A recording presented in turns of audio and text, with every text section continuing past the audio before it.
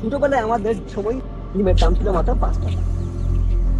10 টাকা দিয়ে আমরা একবার ডিম কিনতে পারতাম। এরপর সেই ডিমের দাম যে বাড়তে বাড়তে যে কোথায় চলে গেছে সেটা বলার বাইরে। শুধু ডিম নয়, আমাদের দেশে মানে দাম বৃদ্ধি পাচ্ছে না এমন কোনো জিনিস নেই, এমন কোনো পণ্য নাই। সবকিছু জিনিসের দাম বাড়ছে বাড়ছে বাড়ছে এবং সব আমাদের সীমার বাইরে চলে যাচ্ছে। এবং এটা হচ্ছে কি মার্কেট ইনএফিসিয়েন্সি, অর্থাৎ বাজারের অপর্যাপ্ততা। আর এটাই হচ্ছে আমাদের এই যে মুদ্রাস্ফীতিতে নিয়ন্ত্রণের বাইরে চলে যাচ্ছে, আমাদের যে কন্ট্রোলের বাইরে, আমাদের কন্ট্রোল করতে পারছি না, সেটা 50তম কারণ। 51 নম্বর কারণটা হচ্ছে কি ল্যাক অফ কনফিডেন্স, তথা বিশ্বাসের অভাব, আস্থার অভাব, কনফিডেন্সের অভাব। এই পৃথিবীর যদি কনফিডেন্স কিছু হয় না, একমন হিলারি এবং শেরপান এনজিন শুরুতে সে মাউন্ট এভারেস্ট পৃথিবীর সবচেয়ে বড় পর্বত শৃঙ্গ উঠতে পারছে শুধুমাত্র কনফিডেন্সের কারণে। যদি কনফিডেন্স না থাকতো তারা কখনো পরে তারা কখনো সেই জায়গায় উঠতে পারতো না। এবং এই যে পৃথিবীর ইতিহাসে সবচেয়ে legendary player Lionel Andrés Messi তার জায়গায় বসতে পারছে। আর কথা বলতে দিবে তো, সে 2022 বিশ্বকাপে সে বিশ্বকাপ অর্জন করতে পারছিল, তাও শুধুমাত্র তার কনফিডেন্সের কারণে। কনফিডেন্স ছাড়া পৃথিবীতে কিছু হয় না। রাইট ব্রাদার্স তাদের বিমান আবিষ্কার করে পুরো পৃথিবীকে তাক লাগিয়ে দিয়েছিল, তাও শুধুমাত্র কনফিডেন্সের কারণে। এই যে বিমানের যে ডিজাইন, সেই ডিজাইনটাও কিন্তু তারা বানায় নাই, সেই ডিজাইনটা বানিয়েছে একজন বিজ্ঞানী, একজন একজন চিত্রশিল্পী।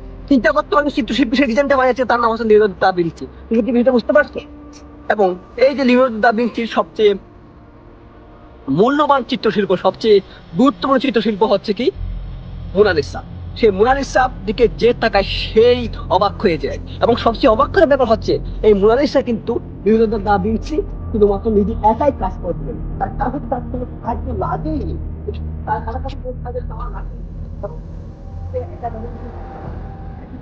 নিজের আলাদা ড্রেসিং বলেছে। এবং তাদের কাছে বড়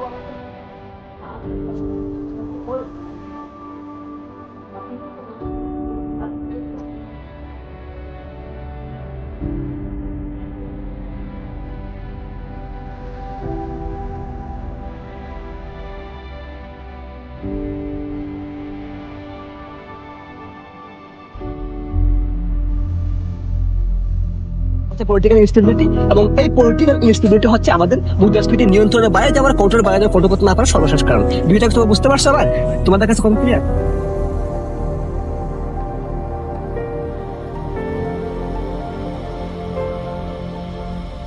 তুমি কি বিষয়টা বুঝতে পারছো?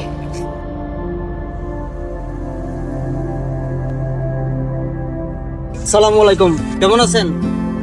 ও তুমি শোনো শোনো, এই যে ইনফ্লেশন মানে মুদ্রাস্ফীতি বিষয়টা তুমি বুঝো? এই যে ইনফ্লেশন হচ্ছে কি মুদ্রাস্ফীতি, মুদ্রাস্ফীতি হচ্ছে কি মুদ্রা, টাকা টাকা মানে